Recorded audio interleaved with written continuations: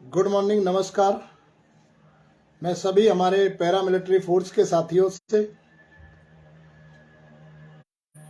एक निवेदन करता हूं कि ज़्यादा से ज़्यादा आप जुड़ जाए मेरे साथ। और मैं बहुत ही एक संबंधित विषय पर आपके 5 या 10 मिनट ही लूँगा। वैसे मैं देरी से जुड़ा हूं, उसके लिए क्षमा चाहता हूं।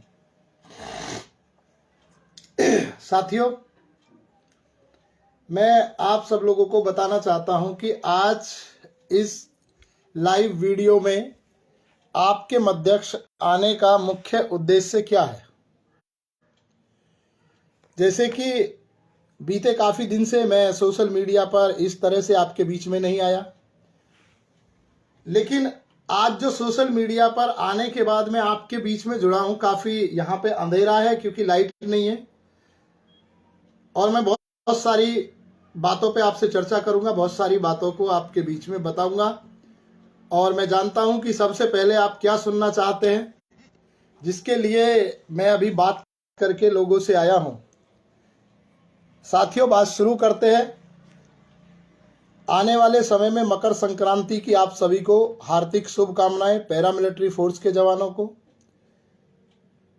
मैं बात अपनी शुरू कर देता हूं कि कल एक जजमेंट दिल्ली हाई कोर्ट के द्वारा आया है, जिसमें 2004 के बाद से जवानों की जो बंद पेंशन है उसके ऊपर एक जजमेंट को लेकर सोशल मीडिया पर जो एक्टिविटी थी, जिस तरह से बात थी, तो संबंधित विषय पर अंकुर छिब्बर जी जो उसके एडवोकेट हैं, उनकी जो टीम है, उससे मैंने बात करने के बाद में आया। लोकेश कुमार है उसमें, मैंने उनसे काफी समय तक बात किया। बात करने के बाद सबसे पहले मैं पैरामिलिट्री फोर्स के हमारे सभी साथियों को, जवानों को, हमारे जो भी सेवारत या सेवानिवृत्त जवान है, सभी को हार्दिक बधाई, हार्दिक शुभकामनाएं। जजमेंट अभी हमारे पास ऑर्डर कॉपी आई नहीं है, शायद 12 बजे के आसपास अगर आएगी तो उनके सोशल मीडिया से या मेरे सोशल मीडिया से भी आपको मिल जाएगी। तो मैं आपको कहना चाहता हूं कि न्यायालय के अंदर एक बात पे जो चर्चा हुई है और जो बात मानी गई है, तो भारत सरकार से जिस तरह से मैं बहुत सारी बातों को कहता आ रहा था कि भाई सशस्त्र सेनाएं जो है, इंडियन आर्मी, नेवी, एयरफोर्स, और इसी तरह से 1949 जब संविधान बनाया था तो उस टाइम में हमारी जो डेफिनेशन थी, union paramilitary forces, union armoured forces, तो उसको अभी कोर्ट ने मान लिया है कि भाई ये भी सशस्त्र बल है, जिस तरह से सशस्त्र सेनाएं होती है। और ये 1968 में एक बीएसएफ का कोई अमेंडमेंट था, उसकी कॉपी मेरे पास नहीं है, उसको लेके भी इसमें पेटिशन में कुछ बात कही गई थी।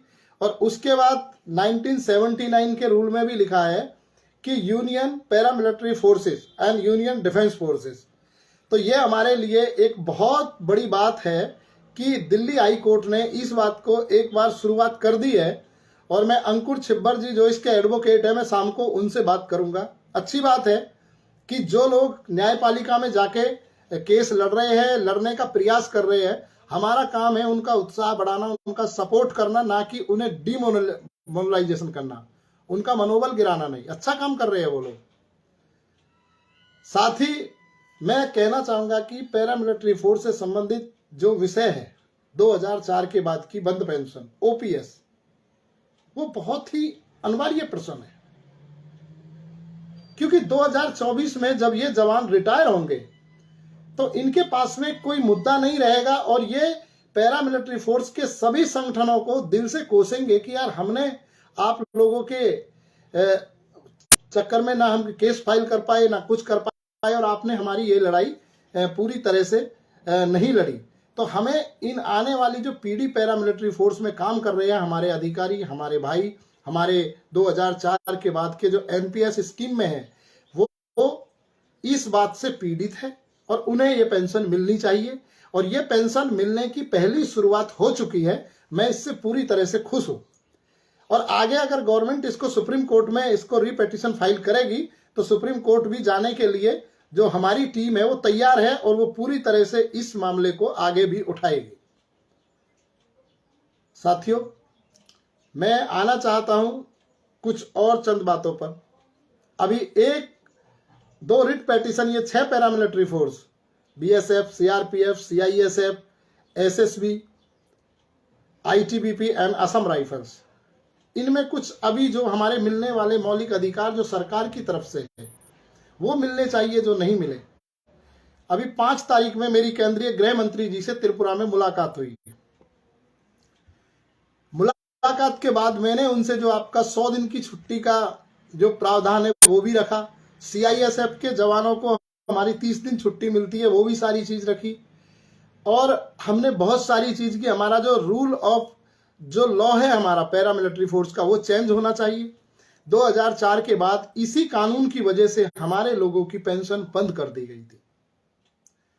सब लोग एक्टिव है, सब लोग लड़ना चाहते हैं, आपके लिए लड़ना चाहते हैं, लेकिन अब आप लोगों का यह है कि जो संगठन बाहर काम कर रहे हैं उन लोगों को आपका सहयोग कैसे मिले, आप उनका साथ कैसे दें।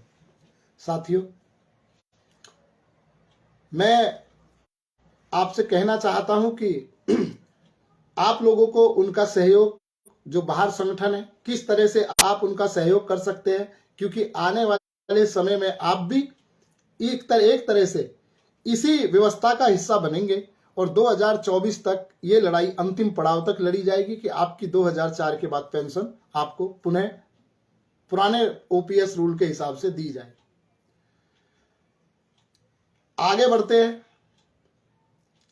हमारी पैरामिलिट्री फोर्स से संबंधित जो 6 सीएपीएफ है हमारे, उनसे संबंधित जो भी विषय है, आज बहुत सारे लोगों ने मुझे फोन किया और मैं सभी संगठन के वरिष्ठ पद अधिकारी और सभी जो भी जुड़े, मैं उनसे अपील करना चाहूंगा कि हमें एक होना पड़ेगा। लोग पूछ रहे हैं कि भाई कितनी एसोसिएशन है पैरामिलिट्री की और गवर्नमेंट से अप्रूवल कितनी एसोसिएशन है, हम किसके साथ जाए। आज बड़ा अच्छा क्वेश्चन ये मेरे बीच में लोगों ने पूछा कि अब हमें क्या होना है, इसके लिए कितने संगठन है। कोई भी बताए कि भाई कितने संगठन है ऑल इंडिया में, सब अपनी अपनी तरह से लड़े, लेकिन जो गवर्नमेंट की फाउंडेशन है, जो गवर्नमेंट के तरफ से हमें गृह मंत्रालय की तरफ से एक संगठन को रिकॉग्नाइज करना ही पड़ेगा। ये हमारी मजबूरी है, नहीं तो हमारी किसी समस्या पर बात नहीं होगी। अगर हम कोर्ट से अपना मकाम हासिल कर भी लेंगे, उसके बाद भी हमें आगे जाके ये लड़ाई के लिए अपने संगठनों को एकत्रित करना पड़ेगा। साथियों, जैसे कि अभी मेरी कुछ देर पहले आदरणीय हमारे एडीजी एचआर सिंह साहब से बात हुई, बहुत सारी बातों पर चर्चा हुई। मैं अपने संगठन के वरिष्ठ पदाधिकारियों से, श्री मनोज तेवतिया जी है या जो भी है, मैं उनसे चर्चा करता हूं। कल शाम मेरी रणबीर सिंह से बात हुई। तो मैं नहीं चाहता कि 2023 में हम लोग आपस में लड़ें। ये आपस की जो हमारी बात है वो आगे सरकार तक ऐसे जाए कि जैसे 2022 में गई, आपसी टकराव हुए, मतभेद हुए, उनसे एक अच्छा नहीं, एक गलत संदेश गया और ये एक जरूरी नहीं था। लेकिन इसमें किसी हद तक ये बात इसीलिए ऊपर गई क्योंकि कुछ लोगों ने बातों को एकत्रित होने से मना किया था। लेकिन आने वाले समय में मैं सभी संगठनों से, सभी प्रतिनिधियों से बात करना चाहूंगा। और मैं अब एक बात कहना चाहता हूं कि मेरे द्वारा एक मैसेज लिखा गया था। वो मैसेज था गुजरात राज्य और हिमाचल प्रदेश के चुनाव से संबंधित, गृह मंत्री जी से मिलने के बाद। लेकिन उस मैसेज को तोड़ मरोड़ के लोगों के बीच में प्रोजेक्ट कर दिया गया। ऐसा नहीं था। मेरे कहने का मतलब और कहने का उद्देश्य ये नहीं था कि हमारे 2 राज्यों से जो लोग चुनाव लड़े, अच्छी बात है, उन्होंने एक अपना हिम्मत दिखाई। लेकिन मैं ये कहना चाहता हूं कि गृह मंत्री जी से मिलने के बाद में और वहां मिलने के बाद में अगर हमारी कहीं से कोई कमजोरी आती है तो उस पे अगर हमें सरकार हमारी बात नहीं मान रही है और हमें चुनाव में जाना है तो हमें एकत्रित होकर अपने सभी संगठन से एक मदद मांगनी चाहिए और इतनी मजबूती से हम चुनाव लड़े कि चुनाव में हमारी कोई ऐसी किरकिरी ना हो कि भाई हमारा राजनीतिक मंसूबा था, लेकिन हम पूरी तरह से उसमें सफल नहीं हो पाए। तो मैं ये कहना चाहूँगा दोनों राज्यों गुजरात और हिमाचल प्रदेश को कि मेरे उस ऑडियो से, उस मैसेज से अगर किसी को कोई गलत उसमें भावनाओं को क्षति पहुंची है तो मैं उसके लिए क्षमा चाहता हूं। लेकिन मेरा कहने का उद्देश्य सत्यता से था, लेकिन उस बात को उल्टा माना गया। मैं कल आने वाले समय में कल 15 जनवरी को मैं कलकत्ता जा रहा हूं प्रेस कॉन्फ्रेंस के लिए असीम देवनाथ जी के साथ, और पैरामिलिट्री से संबंधित जो भी इशू है, जो भी मुद्दे हैं जो बचे हुए हैं, उन्हें हम उठाएंगे।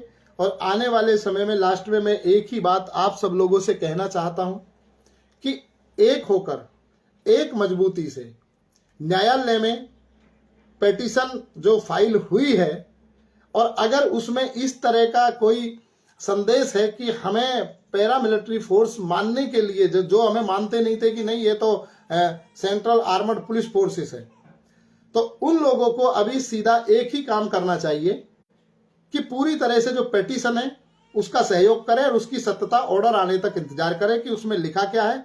उसके बाद आप पिटिशनर जो है उनका हम सहयोग करेंगे और हम इस केस की मदद में खड़े होंगे। लास्ट में मैं कहना चाहता हूं कि बहुत जल्दी अभी असम राइफल से संबंधित जो कैडर इशू है, असम राइफल्स में अपने कैडर के अधिकारी भर्ती नहीं किए जाते, उस पर एक मैं पिटीशन फाइल करने जा रहा हूं बहुत जल्द। इसी के साथ मैं अपनी बातों को विराम दूंगा और आप लोगों से मैं कहना चाहूंगा कि मैंने एकता पर बात की है, एकता के लिए बात की है। आप एकता पर एक हो जाइए, आगे आइए। पैरामिलिट्री फोर्स की लड़ाई मजबूत होगी, पैरामिलिट्री मजबूत होगी। आने वाले समय में हम लोग एक मंच पर दिखाई देंगे। जय हिंद, नमस्कार।